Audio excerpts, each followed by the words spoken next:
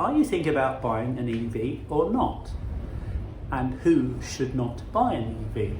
I'll give you my opinion, so please stick around. And if you have an EV, maybe you'd like to watch and compare notes and leave a comment below.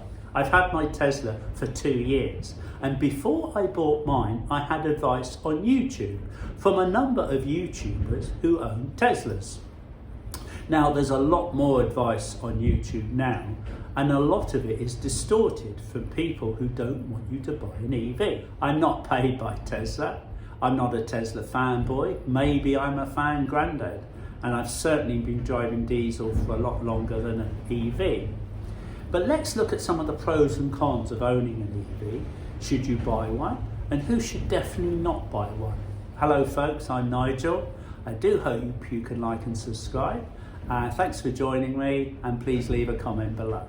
I think the first stage is you need to ask a few questions. And the first one is, can you charge at home? Now, the majority of people can. And if you're one of those, I would then seriously consider buying an EV. If you have solar or thinking of getting solar, then really what are you waiting for to buy an EV? Obviously more questions on budget, etc. If you can't charge at home, you need to look around at the public charging situation. If you're in Scotland, there's really not a problem because Charge Place Scotland are almost everywhere. You can charge from 30p a kilowatt hour at the slower charges in most towns.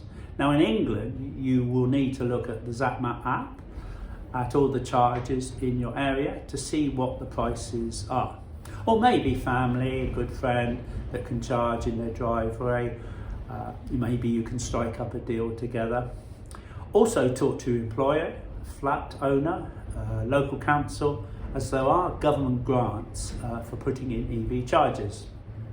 So I bought a Tesla, but it might not be right for everybody. Some days I don't drive, or I might only do a few miles. And some days I could be 100 miles, in which case I don't really need a Tesla. Almost any used EV would be fine if that's all I ever used the car for. Maybe a Nissan Leaf MG would be one of the most affordable EVs I could buy second hand. But because Jennifer and I go on long road trips, 1,000 miles from Cornwall to Scotland, Portugal and Spain, that's when the Tesla comes into its own. The supercharging network is absolutely fantastic. No card. The supercharger knows what car you are. You just plug it in and it charges your Tesla. I've never been to a Tesla supercharger that wasn't working, and in Portugal, Spain, it was just as easy as supercharging in the UK. I would happily drive all over Europe using the Tesla supercharger network. The sat-nav is so simple. You tell it where you want to go and it shows you which supercharger you go to and how many people are currently charging and how many superchargers are available and how long you'll be there charging, and if you want to overhaul the sat-nav, you can. As you get closer to the supercharger, about 14 minutes before you arrive, it automatically starts preconditioning the batteries. It's warming them up so that when you arrive, you will get maximum speed at the Tesla supercharger. We normally find that by the time we get a coffee, use the loo, stretch our legs, the car's ready to go to the next supercharger. If we stop for a meal, I'm always interrupted to move the car from the charger because it's always finished charging before we finish eating our meal. Now, if I was buying a Tesla now, I wouldn't buy a new one. I'd probably buy a used one at about £20,000. All my previous cars I bought were used, but I was lucky having company cars because of my job as a rep. You can still get some Tesla Model S's with free supercharging in UK and Europe, and prices start about £20,000. Without free supercharging, I had a look today, the Model S starts around £16,000 and upwards. And a Tesla Model 3 starts around about £18,000, depending on the age and mileage. If we didn't occasionally go on longer road trips, I would probably buy a cheaper EV like an MG, Nissan Leaf, or maybe a Hyundai. I do like the idea of being able to charge the car if there was a power outage in your home. That's a great idea, and I wish Tesla would also do the same. The reason they don't do it is because they sell batteries and they'll probably be in competition with themselves. So we do like the occasional road trip. So I'm sticking with the Tesla, and I wish they would soon bring out the Model 2, a smaller version of the Model 3. It's going to be a world beat, I'm sure. The more expensive, dearer EVs from the legacy manufacturers, I don't know much about, except YouTubers with these cars often posting videos telling you not to buy an EV.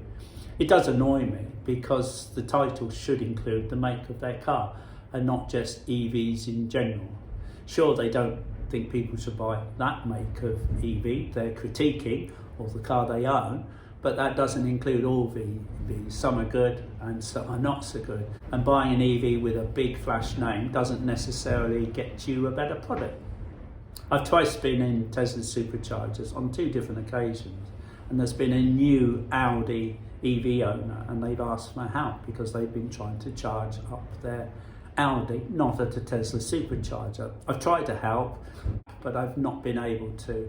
And sadly, I've been on my way when they're still trying to charge their brand new car that costs probably twice as much as the Tesla that same day. It makes no sense to me. If you pay for the Tesla Superchargers and you're not one, you only have access to some of them, not all. GridServe has improved recently, it's contactless, and I would use it if I couldn't use the Tesla Superchargers. And in Scotland, I would definitely use Charge Place Scotland. Quite excellent.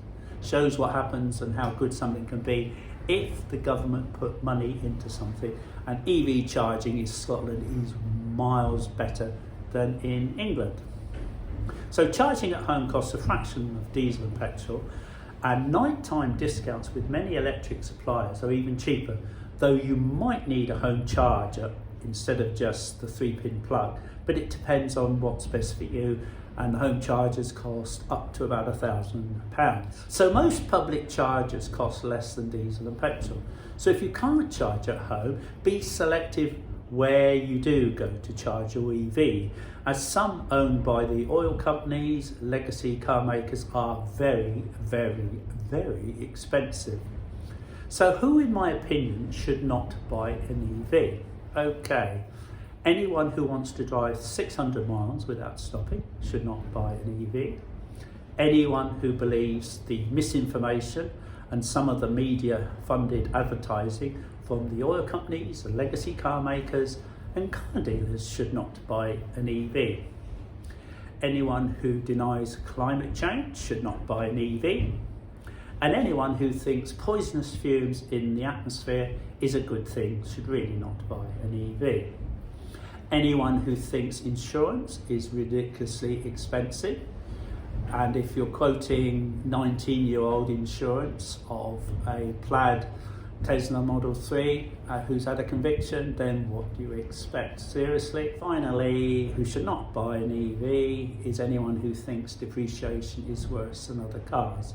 Now, a couple of years ago, EVs went up a lot by some unscrupulous manufacturers who put the prices up a lot, and they have depreciated the most, but they were always overpriced. And if you buy anything, you have to evaluate if it's worth it or not, and if it's not, you walk away. But there were some EVs that were overpriced, and obviously they found their level and prices came down. And if you tell me about someone that lost a huge amount of money, my EV went up in price in the first year. Okay, it's gone down now, but it only depreciates if I sell it, and I'm not planning on selling it yet. So in conclusion, I'm definitely not going back to diesel, petrol or gas. The quality of the ride and comfort of my Tesla Model 3 is better than any car I've owned, and the overall driving experience is so much better than petrol and diesel. Like I said at the beginning, I'm not paid by Tesla. I just like to tell people what I think and my opinion.